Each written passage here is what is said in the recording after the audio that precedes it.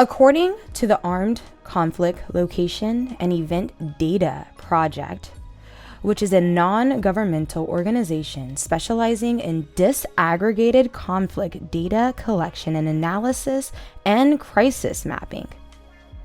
50 countries are ranked in the index categories for extreme high or turbulent levels of conflict. 1 in 6 people are estimated to have been exposed to conflict so far in 2024. 22% increase in political violence incidents recorded in the past 5 years. The top each of the index's 4 indicators are Ukraine, Myanmar, Mexico, and Palestine. Moving on to International Crisis Group's article titled 10 Conflicts to Watch in 2024. Of course, the article brings up the war with Israel and Hamas.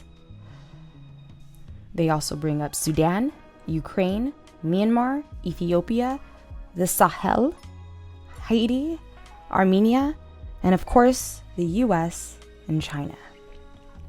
I'm definitely going to cite this article, but I also want to read parts of it. Can we stop things falling apart? 2024 begins with wars burning in Gaza, Sudan, and Ukraine, and peacemaking in crisis. Worldwide, diplomatic efforts to end fighting are failing. More leaders are pursuing their ends militarily.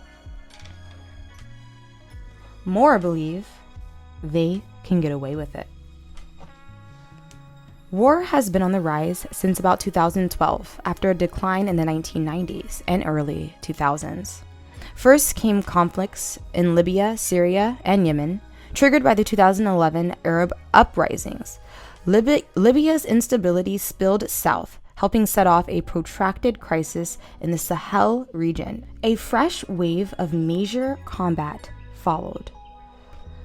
The 2020 Azerbaijani-Armenian war over the Nagorno-Karabakh enclave, horrific fighting in Ethiopia's northern Tigray region that began weeks later, the conflict prompted by the Myanmar Army's 2021 power grab and Russia's 2022 assault on Ukraine. Add to those 2023's devastation in Sudan and Gaza, around the globe, more people are dying in fighting, being forced from their homes, or in need of life-saving aid than in decades. I also want to discuss TikTok versus Israel. A video was unfortunately viral, and it was of a man holding up his dead son, which of course caused a lot of tension and stress on social media. I saw a TikTok video that had over 1 million likes of a girl literally crying about the situation. The Swifties are also for Palestine. Swifties for Palestine was trending on X, as the Swifties have even called out Taylor Swift herself for not discussing the war that many believe is actually genocide.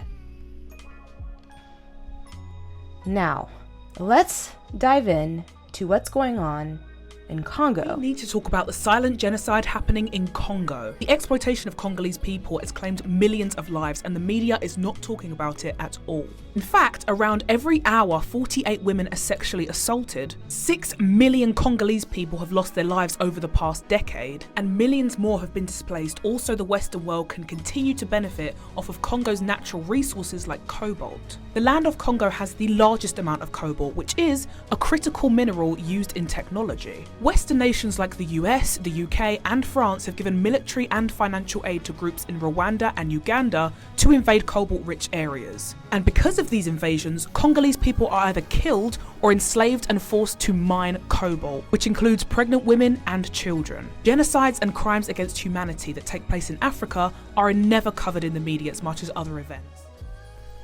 There is literally no reason why conflicts should go past a conversation.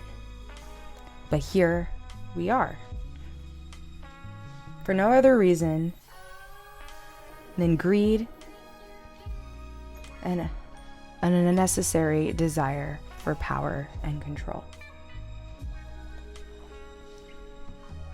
Evil equates to more evil, and unfortunately, evil is a disease that continues to spread faster than COVID. And with that being said, thank you for tuning in to Secrets in the Shadows.